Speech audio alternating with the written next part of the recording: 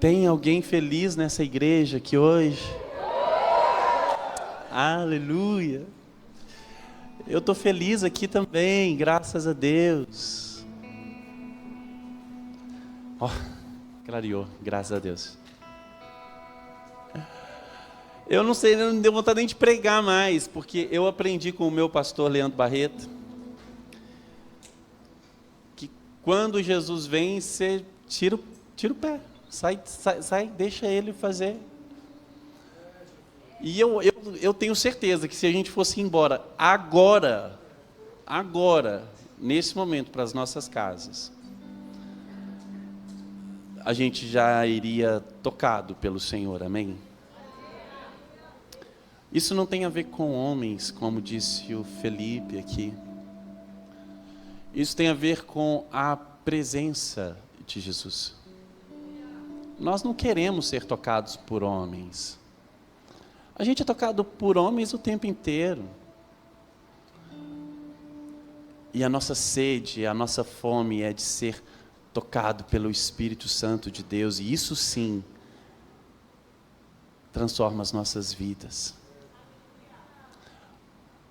Quando eu apontei aqui para cima para vocês a respeito da galera que estava aqui cantando, um dia vocês ouvirão a respeito do testemunho de cada uma dessas pessoas que estavam aqui.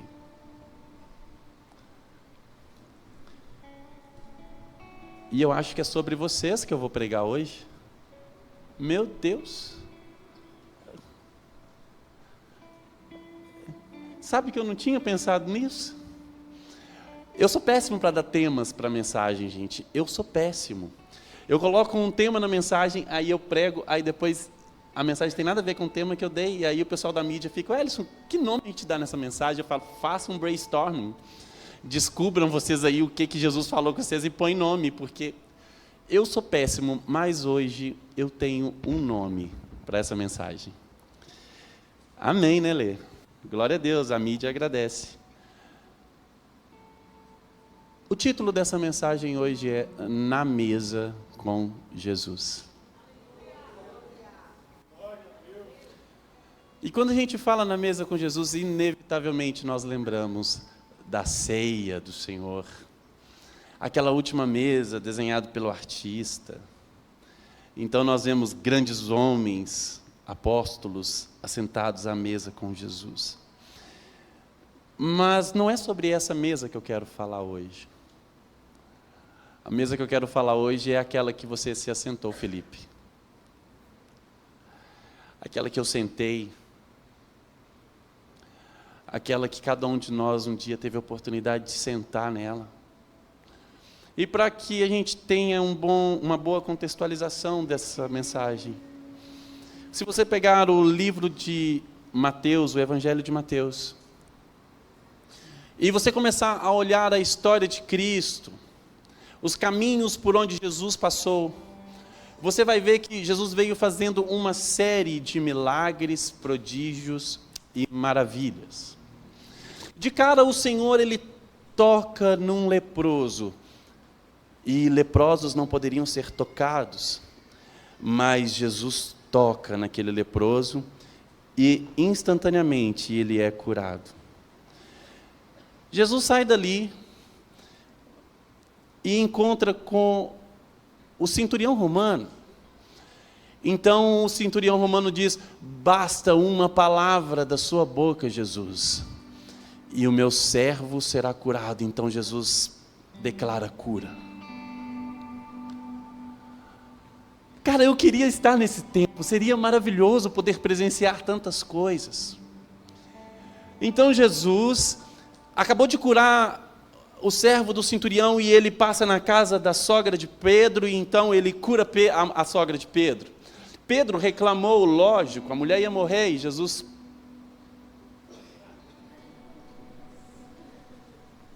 É por isso que Pedro traiu Jesus lá no...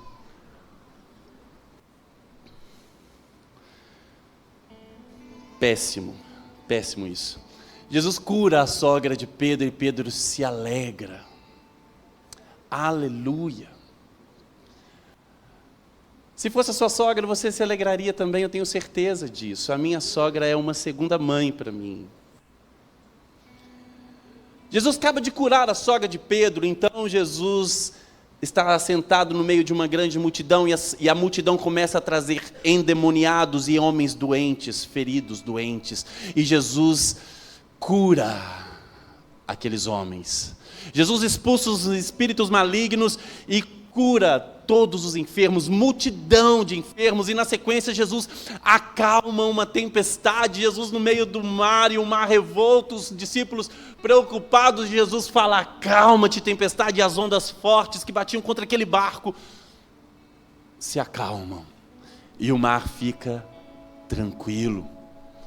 Quem é esse que o vento e o mar o obedecem? Que maravilha, cara! Jesus sai dali, então ele vai para a cidade de Cafarnaum, onde era o seu QG, o seu quartel-general. Então, de repente, Jesus chega numa casa e levam até ele um paralítico, e o Senhor cura e salva o paralítico. Meu Deus! Imagine você presenciando tudo isso acontecendo ao mesmo tempo. Coisas mirabolantes que nunca tinham sido visto. Estava lá um homem que era carpinteiro e de repente ele se torna curandeiro, e agora ele sai curando as pessoas, e agora ele sai salvando as pessoas, e sai transformando a vida de pessoas, e sai acalmando o mar revolto. Quem é esse? Então você olha e fica espantado. Quem é esse homem? E aí nós chegamos onde essa mensagem começa. No livro de Mateus, Evangelho de Mateus, capítulo 9, verso 9. Jesus acaba de curar o paralítico, e a palavra de Deus diz: quando Jesus saiu dali, viu um homem chamado Mateus, sentado na coletoria, e disse-lhe: siga-me. Ele se levantou e o seguiu. O seguiu. Estando Jesus à mesa na casa de Mateus, muitos publicanos e pecadores vieram e tomaram lugar com Jesus e os seus discípulos. Vendo isso, os fariseus perguntavam aos discípulos de Jesus: por que o mestre de vocês come com publicanos e pecadores? Mas Jesus, ouvindo isso, disse: os sãos não precisam de médico, e sim os doentes. Vão e aprendam o que significa quero misericórdia e não sacrifício, pois não vim para chamar justos, e sim pecadores.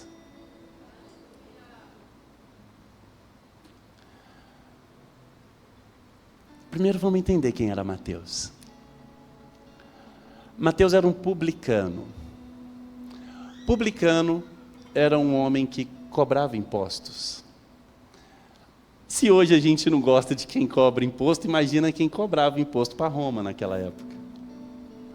Se hoje nós temos uma repulsa quando o governo diz a carga tributária está aumentando, ficamos loucos. Ligamos para o contador e fazemos: meu Deus, o que eu posso fazer? O contador se torna a quarta pessoa da Trindade. A gente fica desesperado, com raiva. Agora, Mateus, ele era um cobrador de impostos, era um publicano, um homem que traiu o seu povo para cobrar impostos para Roma. Ele era tido como um traidor.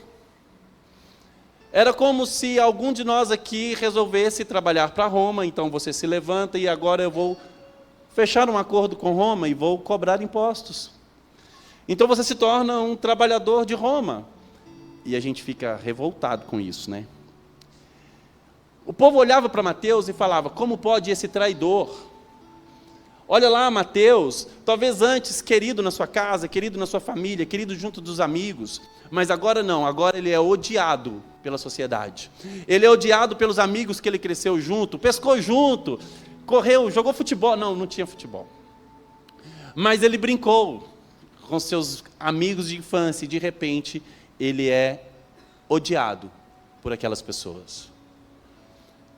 Esse era Mateus, tido como corrupto. Esse era Mateus, sentado na coletoria, o lugar onde cobravam impostos. Jesus passa, vê esse Mateus sentado naquele lugar e fala: me segue. Me segue. Olha que interessante. Instantes depois, no verso 10, a palavra de Deus que Jesus estava agora assentado na mesa, na casa de Mateus. Imagina esse homem que estava fazendo tanto de milagres, agora estava sentando na casa de um homem odiado pela sociedade. O interessante é que, quando Jesus vira para Mateus e fala: Mateus, siga-me, a palavra de Deus diz que Mateus se levanta e segue. E aqui eu queria fazer uma pequena pausa nessa mensagem. Às vezes nós estamos ouvindo o siga-me do Senhor. Jesus está falando, siga-me, para a gente, e a gente está pensando, mas eu sou odiado pela sociedade. Mas eu sou tido como corrupto. Eu sou um homem humilhado, desprezado. Eu não tenho competências para estar com esse homem que acalma até o mar e que cura enfermos.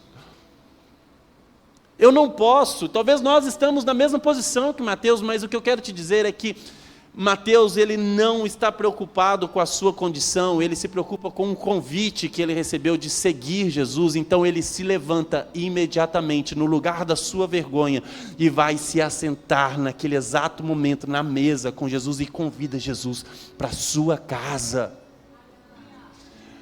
Talvez Jesus está te chamando hoje e você está achando que não, Jesus não pode ir para a minha casa. Convida Jesus para entrar na sua casa mesmo com a vida toda estragada. Deixa eu te falar, Ele é quem vai consertar a sua vida.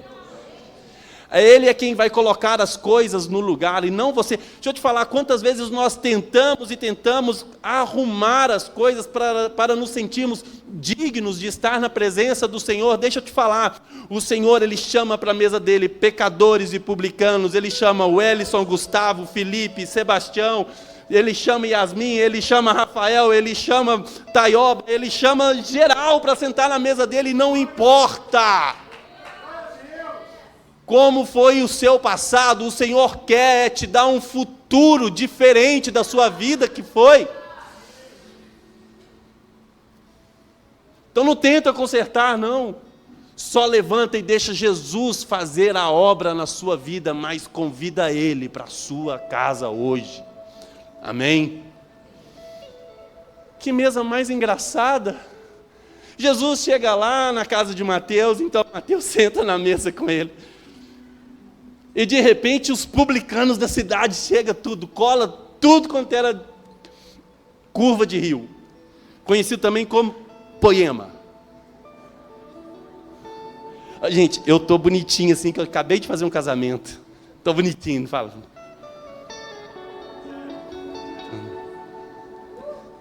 Que é a cara de pastor mesmo, né? Pá! Pode pá! Terrível. Eu até esqueci que eu estava pregando. Curva de rio. Poema Pinda, a gente pode escrever ali embaixo, a curva de rio do vale.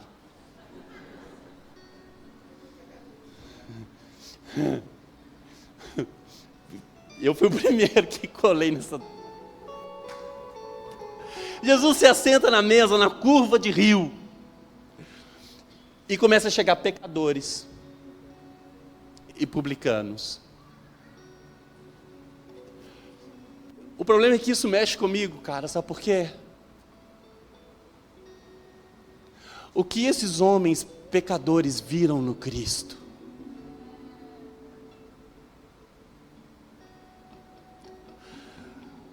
Se na sua mesa, a sua mesa não atrai publicanos, pecadores, corruptos, gente louca, gente rejeitada, alguma coisa deve estar errada, porque Jesus atraía.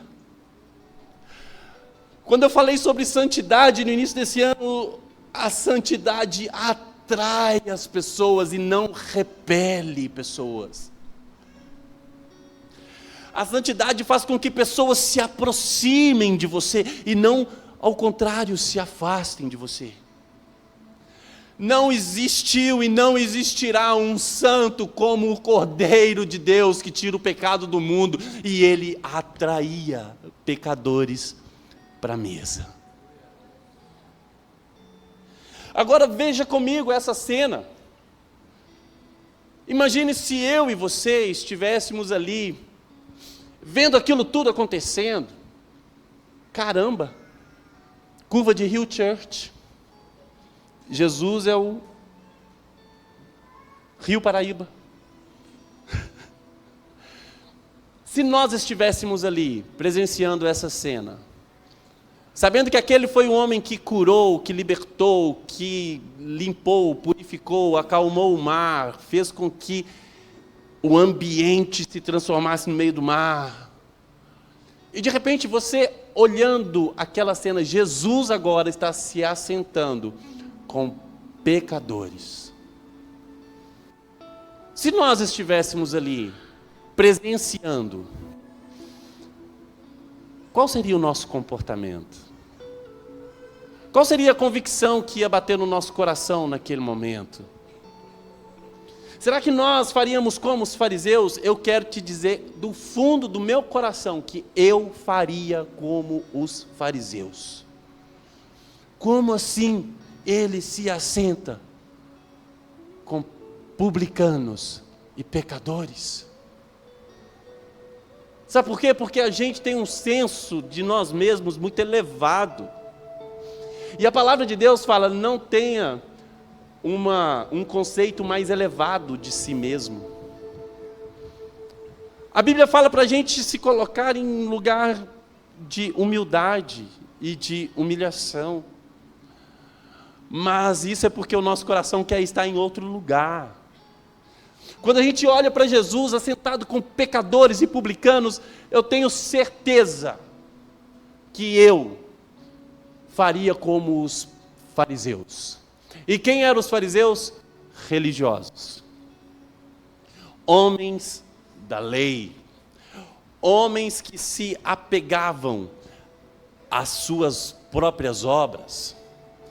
Se a gente fosse falar sobre fariseus hoje, eu falaria apenas sobre a conduta do fariseu, que nós podemos ter uma conduta do fariseu. Os fariseus, eles eram um tipo dos homens que conheciam a lei, que faziam tudo, tentavam fazer tudo certinho,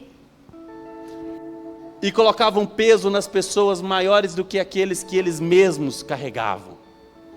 É aquele bonitinho por fora e feio por dentro, o que a palavra chama de sepulcro caiado.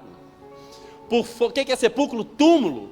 É aquele túmulo lindo, pintado por fora com tinta fresca, não toque, tinta fresca. E por dentro, pura podridão. Esses eram os fariseus. Uma conduta religiosa, baseada na salvação pelas suas próprias obras. Homens inerrantes, irrepreensíveis. Deixa eu te falar uma coisa. Quando a gente vê Jesus assentado com os pecadores, talvez nós pensamos a respeito de nós mesmos, somos irrepreensíveis. Jesus, eu sou bom, eu não sou como aqueles que estão na mesa com Jesus, eu sou irrepreensível na lei, eu sou socialmente irrepreensível, eu sou legalmente irrepreensível, eu sou religiosamente irrepreensível, no meu relacionamento na minha casa, eu sou irrepreensível, pois eu sou santo.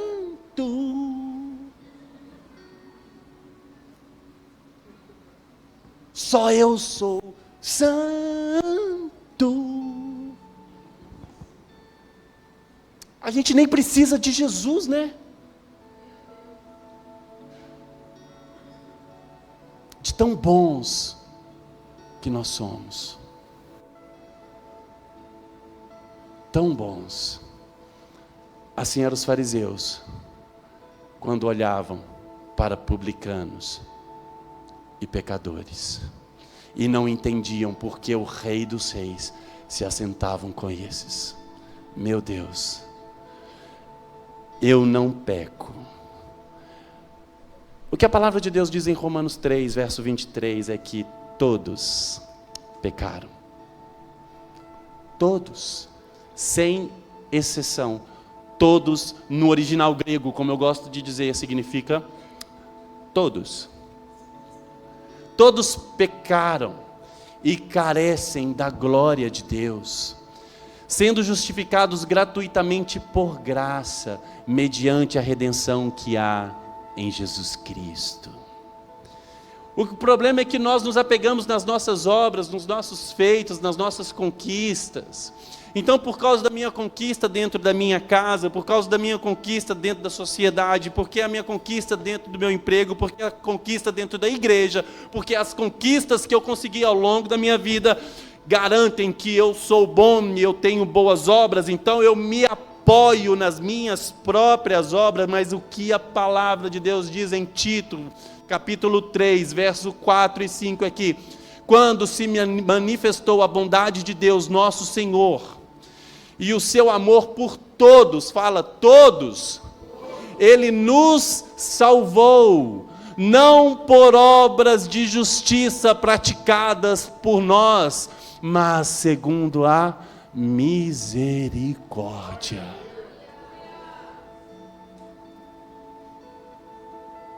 A palavra de Deus diz que as nossas obras de justiça, feitas com a intenção de nos justificar diante do Senhor, que as nossas obras de justiça executadas para a salvação das nossas almas, o Senhor considera essas obras como trapo de imundície.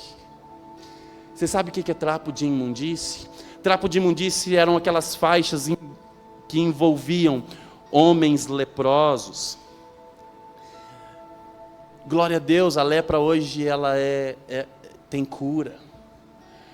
Mas imagina um homem com seu corpo todo tomado de lepra, ano após ano, sofrendo com aquela enfermidade.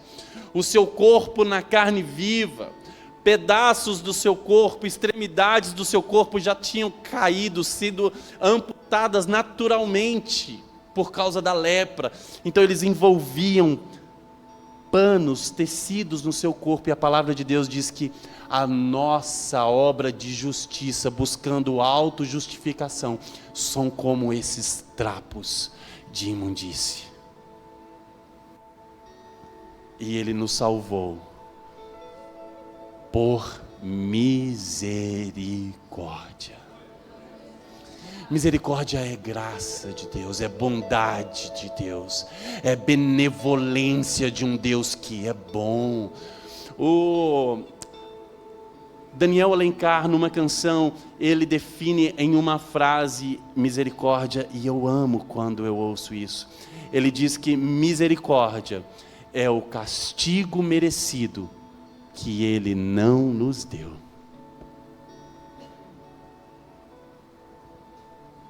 Nós não somos bons. Um dia um jovem procura Jesus e o chama de bom. E ele fala: bom só o Senhor. Será que a gente se acha bom? Será que a gente olha para Jesus se assentando com pecadores e publicanos e nós nos consideramos bons? Não existe bondade na nossa natureza. O que existe na nossa natureza é orgulho, prepotência, arrogância, instinto de sobrevivência. Mas no Senhor existe paz, justiça, alegria, misericórdia, bondade, longanimidade, paciência, domínio próprio. Aleluia! Isso vem do Espírito, não vem de nós mesmos. Nós não somos nada se não for o Senhor nas nossas vidas. Será que somos como os fariseus? Efésios 2, verso 8 e 9, a palavra de Deus diz que pela graça, favor imerecido, pela graça vocês são salvos, mediante a fé, e isso não vem de vocês, é um dom de Deus, não por obras, para que ninguém se glorie. O Senhor sabe o que faz. Se as nossas obras têm poder para nos salvar, o sacrifício de Cristo na cruz, para você, foi em vão.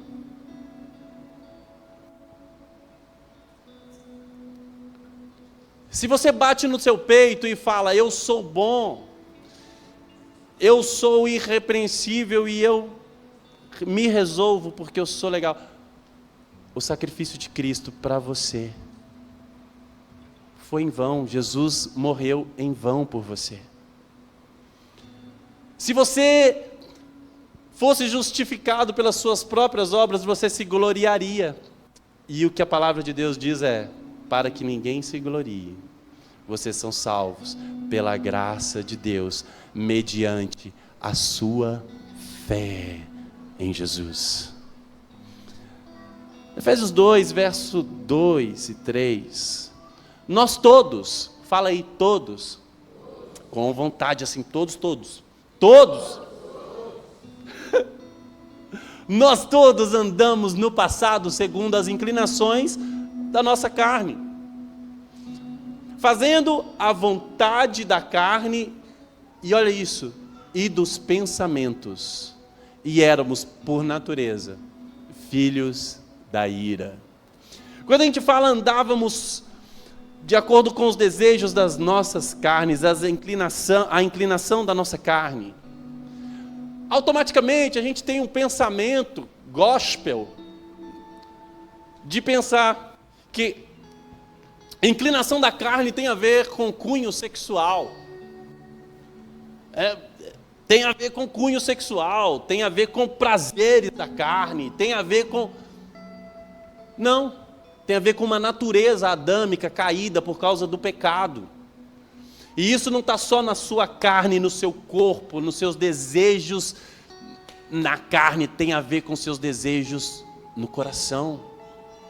É a natureza caída que implantou em nós uma distância de Deus, nos afastou de Deus, e a palavra de Deus diz que o nosso pecado faz separação entre nós e o nosso Deus. Então o lugar onde a inclinação da carne mais atua é na nossa mente, nos nossos pensamentos, nos nossos desejos. Muitas vezes o nosso coração está desejoso por vingança, nosso coração está desejoso por um lugar mais alto, nosso coração está desejoso por ser referência em algum lugar, o nosso coração está desejoso em ser arrogante, mesmo que disfarçado de proatividade. Nosso coração está distante de Jesus, então nós fazíamos coisa conforme o nosso pensamento. Sabe quem escreveu isso? Todos andamos no passado segundo as inclinações da carne. O apóstolo Paulo. O apóstolo Paulo escreveu todos nós, e quando ele fala todos nós, ele se inclui porque todos nós, você está usando a terceira pessoa do plural. Primeira, é porque eu sou engenheiro, gente, eu não sou de letras. Obrigado, Gu. O Gu é de humanas.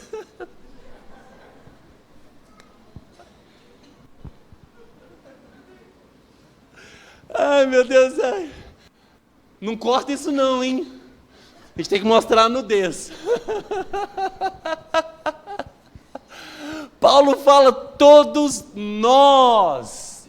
Todos nós. Sabe quem era Paulo? O mesmo cara que escreveu Filipenses, no capítulo 3, ele diz: Quanto ao zelo perseguidor da igreja, quanto à justiça que há na lei, eu era um homem irrepreensível. Ele era irrepreensível na lei.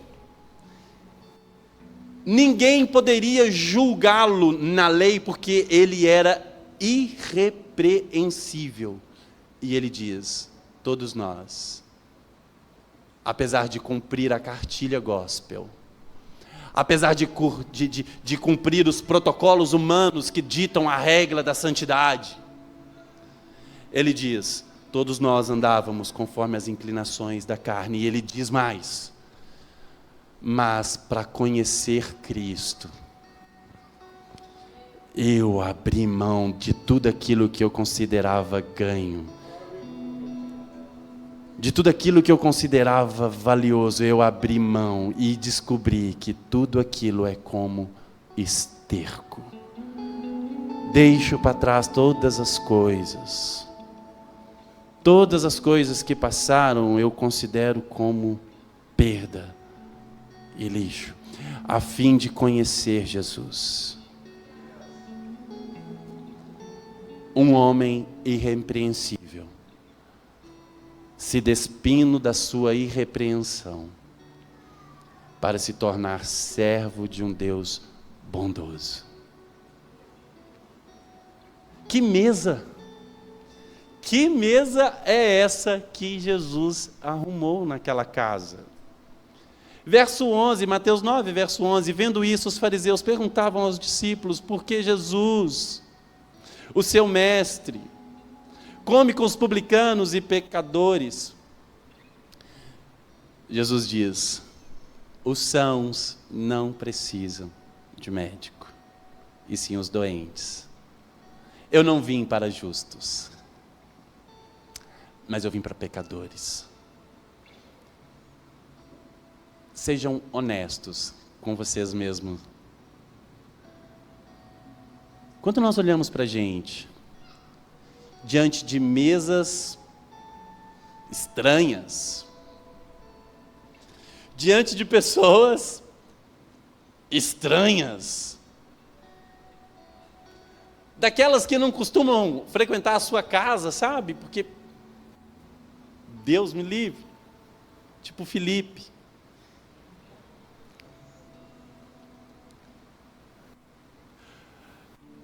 Como que você se julga diante de pecadores? Justo ou pecador? Eu quero rasgar o meu coração para você aqui hoje. Muitas são as vezes que eu me julgo justo. Eu olho para alguém que eu considero que está pior do que eu e falo, aquele sim é curva de rio. Eu estou assim com Jesus, eu sou justo. Quantas vezes nós olhamos para pessoas que nós temos preconceito a respeito dela, e nós nos consideramos melhores, mais justos, e se Jesus volta agora, eu sou justo, aquele ali não é justo, e se ele chamar para a mesa, ele vai chamar quem?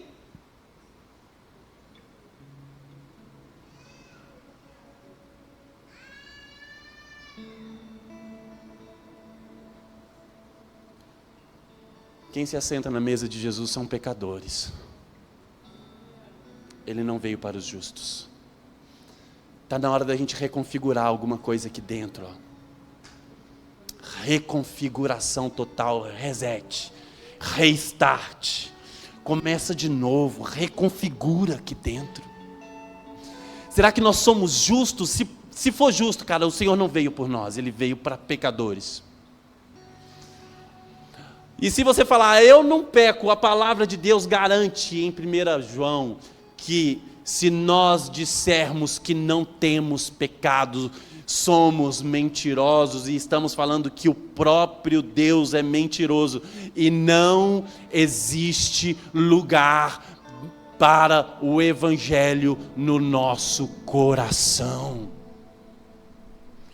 Eu não tenho pecados, não existe espaço para o Evangelho no coração. Eu sou bom. Não existe lugar no Evangelho nesse coração e o Senhor morreu em vão.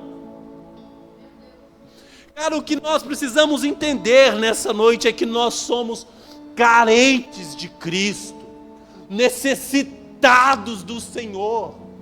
Dos pecadores nós somos os piores. Nós não somos bons, nós somos maus.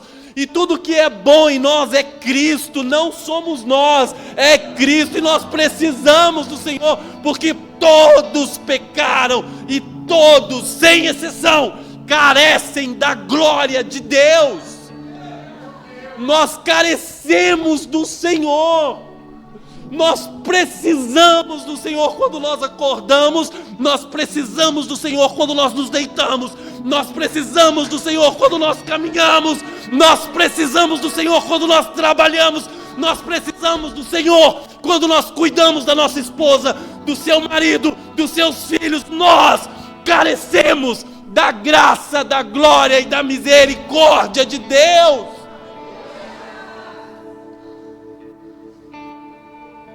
Isso precisa ser uma convicção no nosso coração, cara.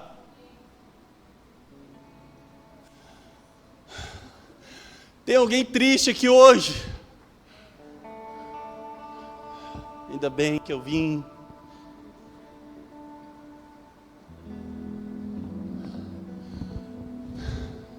A palavra de Deus diz em Mateus capítulo 21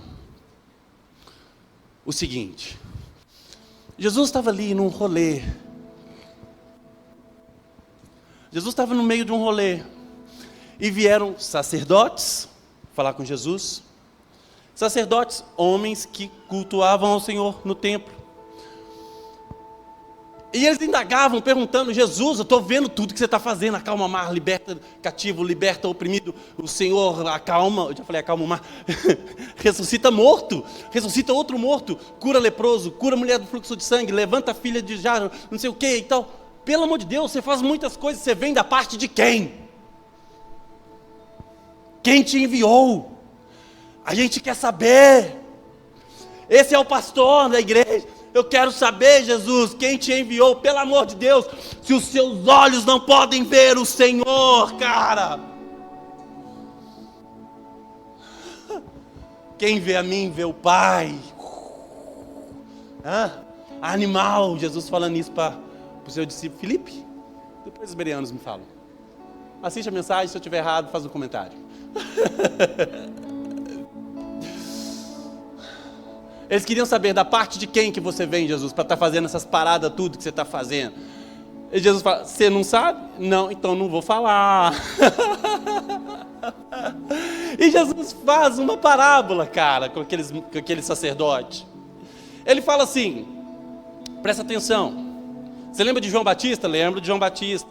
Lembra da mensagem de João Batista? Lembro da mensagem de João Batista. O batismo dele, ele veio, é um batismo de homens ou um batismo dos céus? Então eles não responderam. Por que eles não responderam? Porque se eles respondessem que era do céu,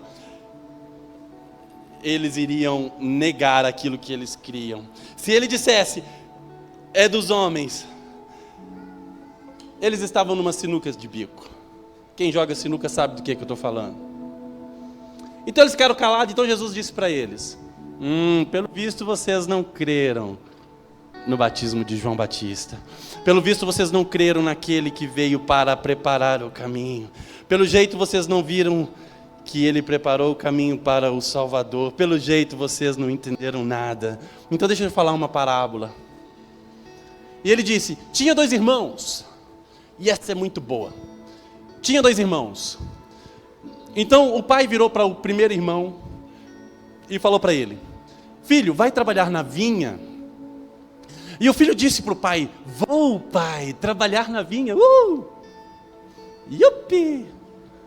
E quando o pai saiu, ele se arrepende daquilo que ele falou e foi jogar Play 5. E o pai vira para o outro irmão e fala assim: filho, vai trabalhar na vinha para o pai? Eu não quero, eu não gosto, eu não vou. Estou de beiço, você não me deu Play 5. E quando o pai sai, o filho se arrepende e vai trabalhar na vinha. Então ele pergunta para o sacerdote: quem agradou o pai? Então eles disseram: o primeiro, que falaram: eu não vou, mas se arrependeram e trabalharam para o pai. Jesus diz para eles: em verdade lhes digo, que os publicanos e prostitutas estão entrando no reino dos céus primeiro que vocês. Sabe por quê?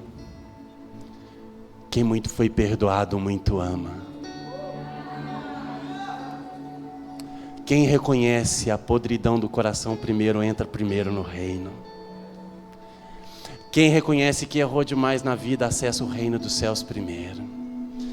Quem bate no peito e fala que não precisa, está ficando para trás. E quem está falando, eu preciso de Jesus, está entrando no reino.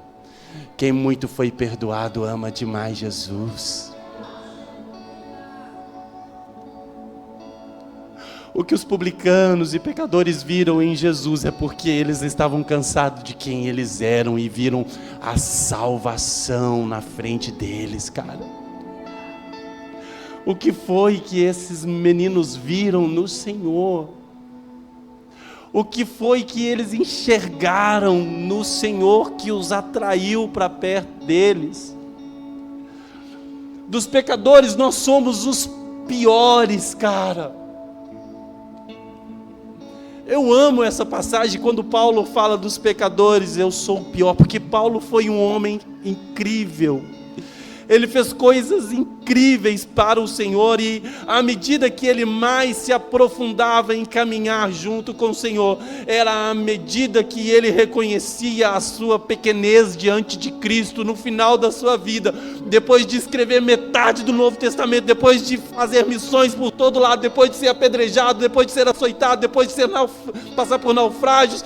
Tentaram matar aquele homem depois de sofrimento e prisão, frio, nudez e fome. Por causa do Evangelho, ele diz: dos pecadores eu sou o pior. Esse é o homem que nos ensina em 1 Coríntios a olhar para dentro de nós e avaliar a nós mesmos. Quando a gente olha com sinceridade de coração para dentro de nós, o que nós vemos? Justos ou pecadores? A mesa que Jesus está te chamando, tem pecadores assentados nela buscando salvação e vida eterna. Jesus está me convidando hoje para sentar na mesa dele, eu vou. Esse não é um convite para você, o pastor aqui não está pregando para você, o pastor aqui está pregando para si mesmo. Eu quero me assentar nessa mesa com Jesus hoje, porque dos pecadores eu sei quem eu sou o pior.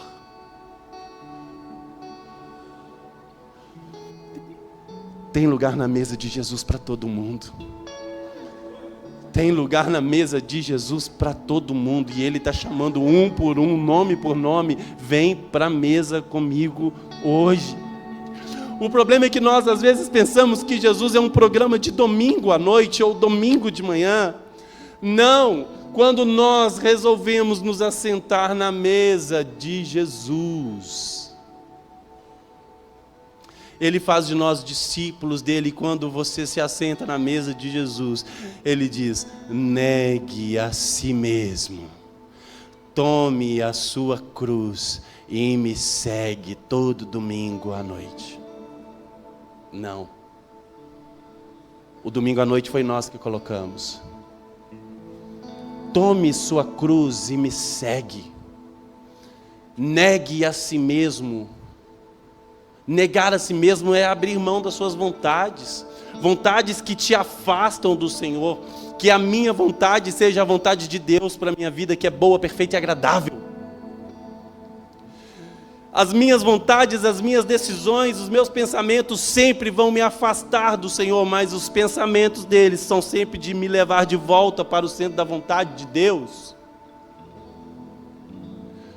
Às vezes nós queremos um Jesus para acalentar o nosso coração no domingo à noite, mas o que eu quero saber é se domingo, depois que nós vamos embora, se na segunda-feira, quando nós acordamos, nós estamos negando a nós mesmos, ou será que nós estamos negando a Jesus? Deixa eu te falar, segunda-feira, terça-feira, quarta-feira, não importa a feira, é dia de negar a si mesmo e buscar Jesus.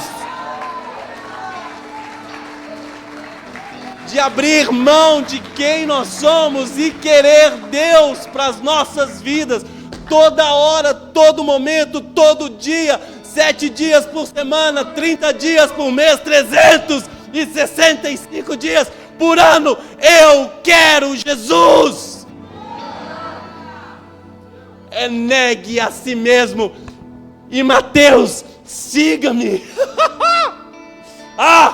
Ele vai fazer a obra no caminho. À medida que você nega a si mesmo e que caminha com Jesus, Ele te transforma. A graça que nos salva é a mesma graça que nos transforma. Nós não somos mais quem nós éramos ontem. Hoje nós somos um pouco mais parecidos com Jesus, e eu não me canso. Eu quero mais de Deus para minha vida. Tem alguém feliz aqui nessa igreja? Meu Deus do céu! Eu não quero mais ser quem eu era, cara. Eu cansei de mim. Cansei. Então, quando você vem para Jesus, Ele vai fazer da sua casa a casa dos ursinhos carinhosos. Não, não vai. Mas não vai mesmo. Sabe o que a palavra de Deus diz? Jesus disse assim,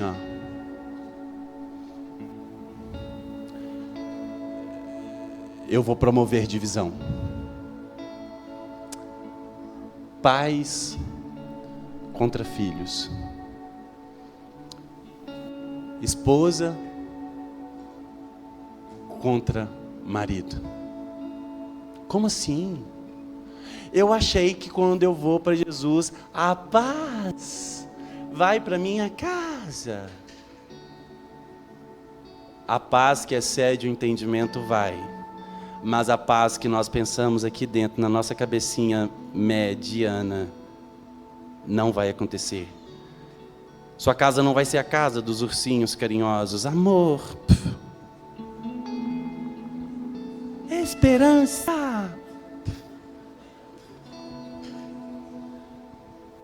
Na boa, fala que você é velho igual eu e lembra disso. A molecada vai para o YouTube e descobre o que eu estou falando. Não é assim. Sabe por quê? Porque Jesus fala em Mateus 10, versículo 37, quem ama o seu pai e a sua mãe mais do que a mim, não é digno de mim. Quem ama o seu filho ou a sua filha mais do que me ama, não é digno de mim. Eis a divisão. Deixa eu te falar uma coisa, nós às vezes pensamos que amar Jesus é por obrigação, porque Ele diz, ame o Senhor de todo o seu coração, de toda a tua alma, de toda a tua força, de todo o teu entendimento. É uma obrigação. Não, o Senhor não quer que nós o amemos por obrigação, mas por afeição.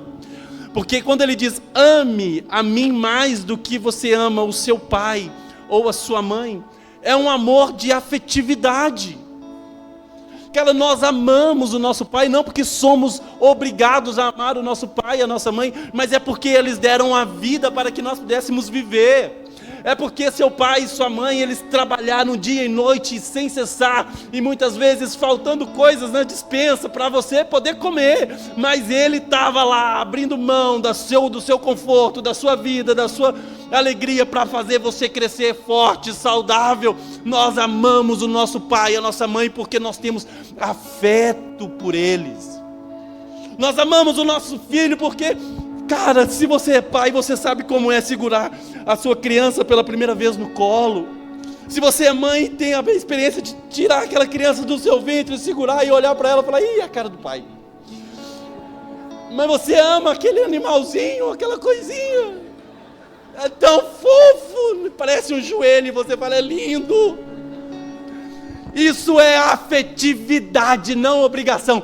E o Senhor está falando, se você não me ama mais do que você ama pai, mãe, filho ou filha, você não é digno de mim. É um amor por afeição. Nós queremos estar com o Senhor, não porque somos obrigados, mas porque nós desejamos a tua presença. Porque nós temos prazer na tua presença. Amor tão grande assim vai provocar alguma coisa na sua casa, e não vai ser unidade, vai ser divisão. Mas a palavra de Deus nos garante que se houver uma divisão na sua casa, a mulher vai ganhar a vida do homem sem palavras, apenas com ação, sendo a mulher que Deus projetou para ser, para edificar a sua casa. Então o seu marido vai ser afetado por aquilo que Jesus está fazendo. Se você é um filho, deixa eu te falar, a palavra de Deus diz que Ele vai converter o coração dos pais aos filhos e dos filhos aos pais. Você, marido que ama o Senhor mais do que todas as coisas, a sua esposa pode achar ruim com você, mas ela vai olhar para você e vai descobrir que você é o homem que Jesus falou que tem que ser, que perderia a própria vida para salvar a vida da sua mulher. Então ela vai falar, que amor é esse? E você vai responder, é o que Jesus tem por nós.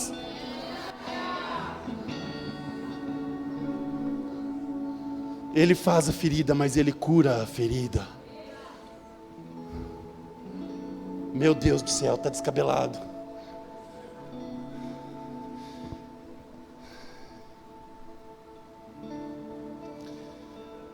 Ai, Jesus.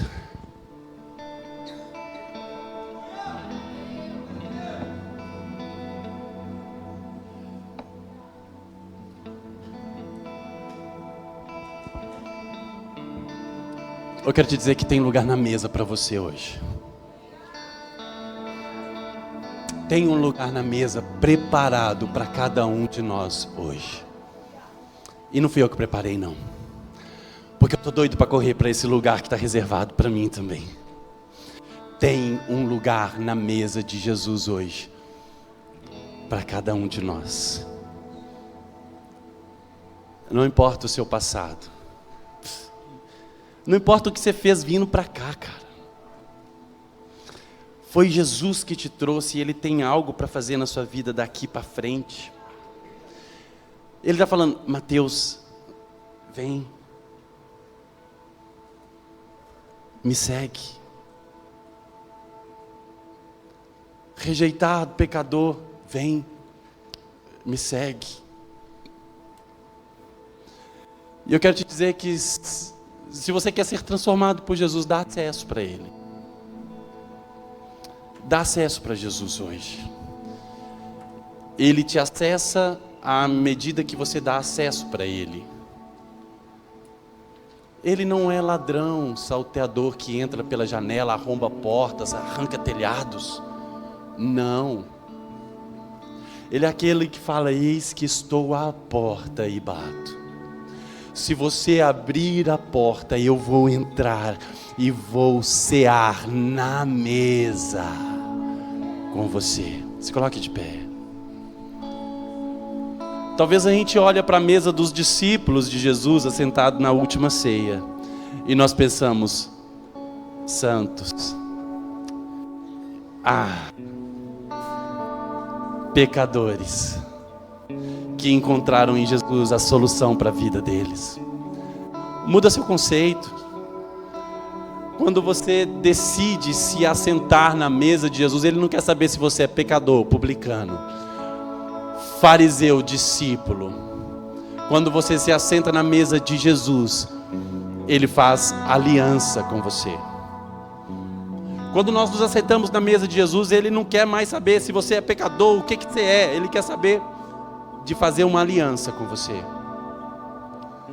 Então não somos mais estereotipados por nenhum desses títulos. Agora nós temos um novo codinome. Somos filhos de Deus. Filhos de Deus. Eu não sei quem você acha que você era antes de se assentar nessa mesa. Mas eu sei quem você é depois que você se assenta. Filho amado do Senhor. Alvo da graça de Deus.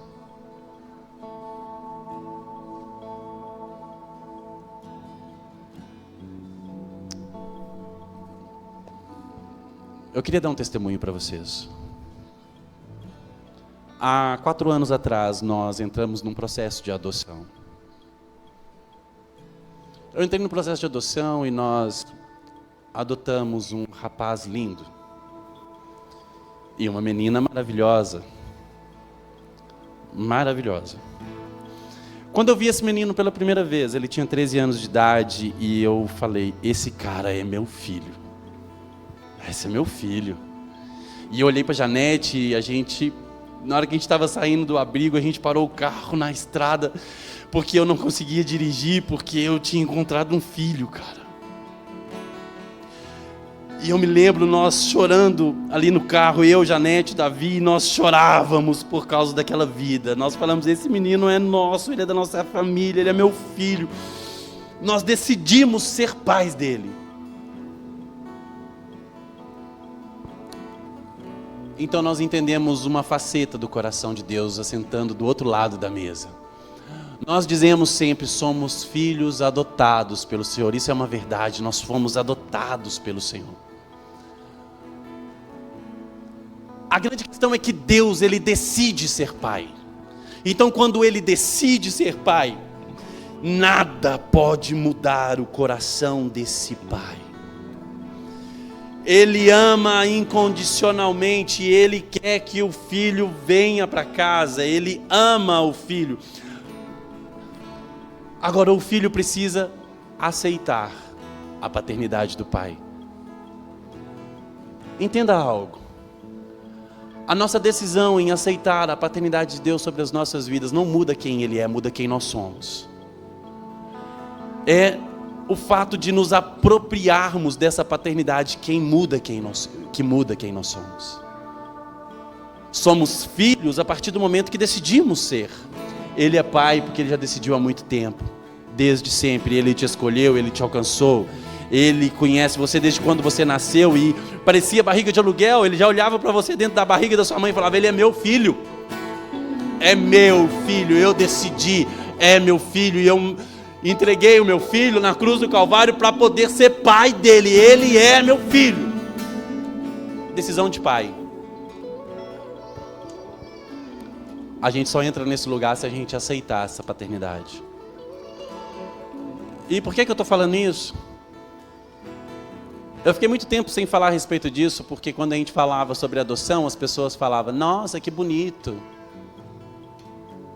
Nossa, que incrível. E na boa, não é nada disso. É natural. Não tem nada de mirabolante nisso. É uma decisão que você toma e você vai lá e faz. E nada vai mudar a sua decisão. E por que eu falo nisso hoje? Porque hoje eu sou reprovado. Hoje eu posso falar que eu conheço mais um pedacinho do coração de Deus. Por quê? Porque o meu filho, depois de 2 anos e meio, ele foi embora.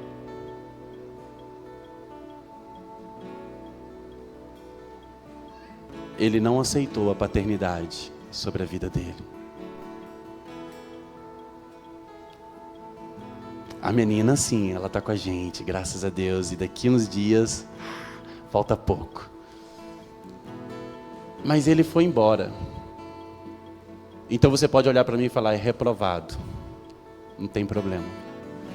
O coração do pai é aquele coração que sofre quando o filho vai embora.